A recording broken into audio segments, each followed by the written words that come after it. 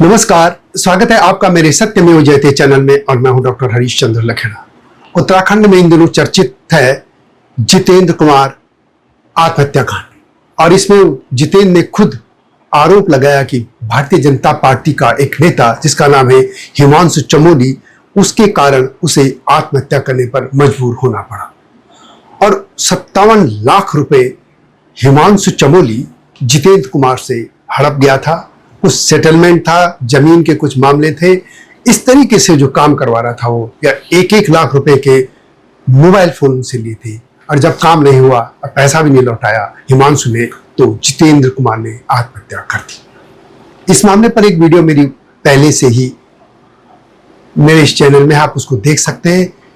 और इसमें सबसे बड़ी बात यह है कि यह कहा जा रहा है कि भारतीय जनता पार्टी के उस कालखंड में, यानी कुछ साल पहले जो प्रभारी थे उत्तराखंड के इंदौर के निवासी विजयवर्गीय का यह नेता यानी हिमांशु चमोली चेला है। यह तो वैसे सभी चीजों से साबित हो चुका है कि वो इंदौर का रहने वाला है और विजयवर्गीय का खास आदमी था।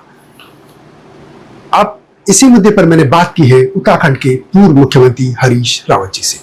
रावत जी वैसे रात में अभी वो सफर कर रहे थे, मसूरी से देहरादून की तरफ चल रहे थे, तो इसलिए मैंने उनकी फोन पे रिकॉर्डिंग आवाज ही रिकॉर्ड की है। रावत जी ने एक मांग की है कि न्यायिक जांच इसकी होनी चाहिए, एक टास्क फोर्स तरीके से कुछ गठित करे सरकार और इस पूरे मामले की, जिसमें जमीनों की या जो सौदे हो रहे हैं अनाप शनाप, या जो सेटलमेंट की बात हो रही है, या ये जो इसमें आत्महत्या की कौन से लोग हैं, इस तरह की जांच हो। तो अब सुनते हैं कि रावत जी ने इस मामले में क्या कहा। रावत जी नमस्कार। हाँ नमस्कार। रावत जी, अभी तो वैसे आप रास्ते में हैं और ये रात के लगभग 10 बजने वाले हैं, फिर भी मुझे लगा कि आपसे एक बात जान लूं कि उत्तराखंड में एक हिमांशु चमोली वाला कांड हुआ है जिसमें एक शिल्पकार परिवार का लड़का था जितेंद्र कुमार। हाँ, हालांकि वो जितेंद्र की कहे, लेकिन वो शिल्पकार परिवार का था।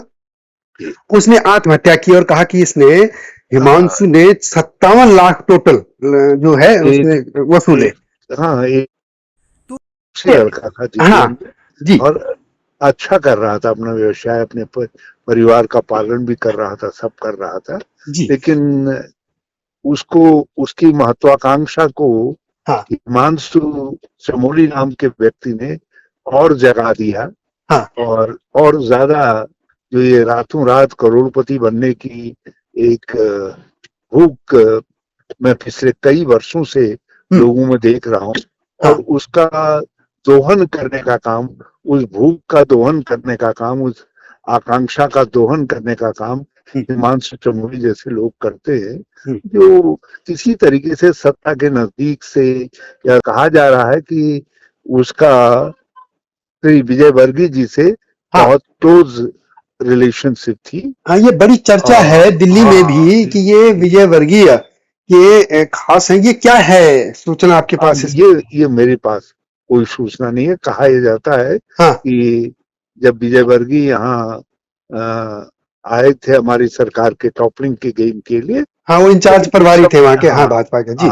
उस समय उनकी व्यवस्थाएं आदि देखने का काम ये सब चमोली करता था। हाँ, और अब कितना सही है कितना गलत है मैं जानता इस विषय में, लेकिन जो लोगों में आम चर्चा है जी, जी, हाँ, कि उनकी धमक से ही जो है इस सरकार में अपने काम करवाता था जी।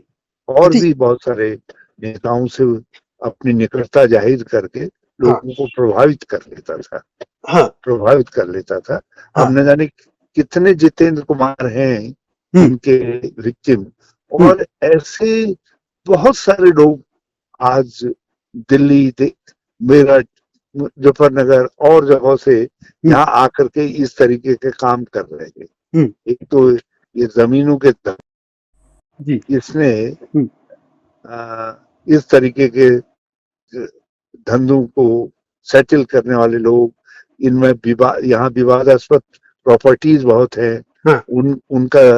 उनका सेटलमेंट सरकार से करवाने के लिए भी कई लोग दलाली करने का काम करते हैं। हाँ, इसमें उस लड़के ने यही कहा था कि जमीन विवाद सुलझाने के लिए 35 लाख लिए।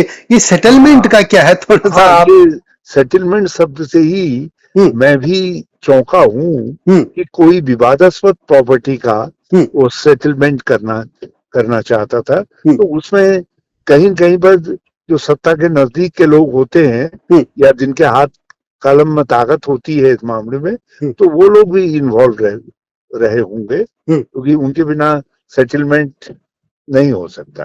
अब ये कि हाँ, क्योंकि मैंने बहुत इस विषय में खोजबीन करने का मुझे टाइम नहीं मिला, लेकिन जो जानकारियां मेरे तक आई हैं, और मैं बहुत इस बात को लेकर के चिंतित हूँ कि इस तरीके की घटनाएं बहुत हो रही हैं। और लोगों के भी, कई लोगों के वीडियोस वायरल हो रहे हैं। अब पता नहीं कौन किसके नाम से ठग दे रहा है। ये बड़ा अजीब सा सिलसिला चल पड़ा है। उसमें एक बात और आई है कि वो कहता है, जो जिसने आत्महत्या की, जितेंद्र ने, कि मुख्यमंत्री के ओएसडी के नाम पर पैसा लिया। हालांकि ये लेता था हिमांशु चमोली, लेकिन मुख्यमंत्री या सरकार ने एक प्रेस नोट जारी किया कि हिमांशु चमोली नाम का कोई व्यक्ति उनका ओएसडी नहीं है। लेकिन वो साहब कह रहे हैं ओएसडी के नाम पर, ये वो नहीं कह रहा कि चमोली है। तो ओएसडी के नाम पर, इसका मतलब कोई सरकार को इस पे जांच करनी चाहिए कि कौन ओएसडी के नाम पे धंधा कर रहा, ये क्या है? हो सकता है। हाँ। अब लेकिन ये तो उन्होंने कहा कि हिमांशु कहता था ये। हाँ। तो इसलिए कोई, अब इसके उसको वेरीफाई करना, हाँ, ये तो सरकार का ही काम, हाँ, वही कर सकते हैं। हाँ, ये देखना इस तरीके की जब बातें आती हैं, हाँ, तो उसमें सावधानी तो बरतनी चाहिए। अच्छा, एक चीज और जानी थी, ये जो विजय वर्गीय है, उनके कई विवादों में नाम आते रहते हैं। एक तो जो सरकार गिराने का मामला तो था ही, तो आपकी जो है, तो ये ऐसी और भी कुछ घटनाएं हैं जो इस तरीके विवाद में आ रहे लगातार। हाँ जी, बहुत सारी ऐसी जानकारी, बंगाल में भी इन्होंने कोशिश की थी। हाँ। लेकिन बंगाल में ममता ने इनको और ये जिस व्यक्ति का इस्तेमाल इन्होंने उत्तराखंड में भी किया था, हाँ, उस व्यक्ति को भी लेकर के गए थे। हाँ, स्टिंग ऑपरेटर्स को। हाँ, और वहां इन्होंने बड़े पैमाने पर मंत्रियों को टैप करने की कोशिश की थी। हाँ। वो किसी तरीके से ममता जी, इनको भगा दिया गया। इनके साथ जो स्टिंग ऑपरेटर गया था उसको भी भगा दिया। ओहो, जी जी जी जी। तो इसको, मामले को आप देहरादून पहुंचकर उठाएंगे या कांग्रेस पार्टी क्या करेगी इस मामले में? हाँ, पार्टी ने मांग की है इसकी जांच की, उच्च स्तरीय जांच की।